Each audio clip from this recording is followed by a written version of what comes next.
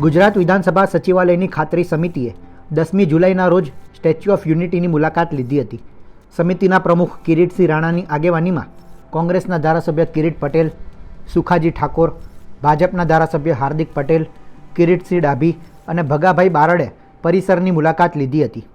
સભ્યોએ સરદાર વલ્લભભાઈ પટેલની 182 મીટર ઊંચી પ્રતિમા સમક્ષ ઊભા રહીને ગૌરવની લાગણી અનુભવી હતી. તેમણે સરદાર પટેલના વિચારો અને દેશની એકતા માટેના યોગદાનને યાદ કરીને પ્રતિમાને ભાવવંદના કરી. કિરીટસિંહ રાણાએ જણાવ્યું કે પ્રધાનમંત્રી નરેન્દ્ર મોદીના માર્ગદર્શન હેઠળ નિર્માણ પામેલું સ્ટેચ્યુ ઓફ યુનિટી ભારત દેશનું ગૌરવ છે. હાર્દિક પટેલે કહ્યું કે આ પ્રતિમા ભારત દેશના સ્વાભિમાનનું સ્થાન છે. સમિતિના સભ્ય અને કોંગ્રેસના ધારાસભ્ય કિરીટ પટેલે પ્રધાનમંત્રી મોદીના ભારોભાર વખાણ કર્યા.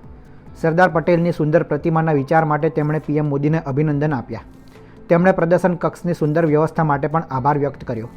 સમિતિના સભ્યોએ 45 માળની ઊંચાઈએ આવેલી વ્યુઇંગ ગેલેરીથી નર્મદા નદી, સરદાર સરોવર ડેમ તેમજ ગિરિમાળાનું પ્રાકૃતિક સૌંદર્ય નિહાળ્યું હતું.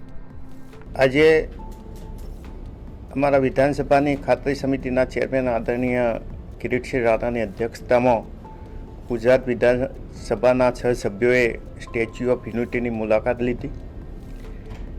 સૌથી પહેલાં તો આવી સુંદર પ્રતિમા બનાવવા માટે નરેન્દ્રભાઈ મોદીને વિચાર આવ્યો અને ગુજરાત સરકારના એ વખતના મુખ્યમંત્રી તરીકે એમને આ વિચાર પૂર્ણ કરીને આજે વિશ્વ લેવલે સુંદર પ્રતિમા બનાવી છે.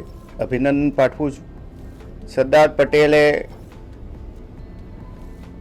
એક લોખંડી પુરુષ હતા અને સરદાર પટેલે જે રીતે દેશને અખંડ કરવાનું જે સરાહનીય કામ કર્યું છે અને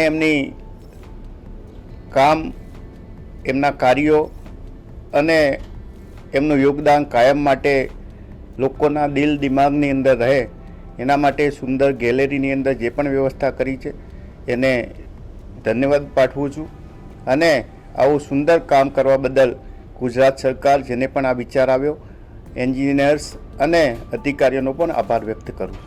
કોંગ્રેસના ધારાસભ્ય કિરીટ પટેલ, ભાજપના ધારાસભ્ય હાર્દિક પટેલ અને આગેવાનો સાથે દેખાતા રાજકારણમાં ભારે કુતૂહલ સર્જાયું છે. બ્યુરો રિપોર્ટ, ગુજરાત તક.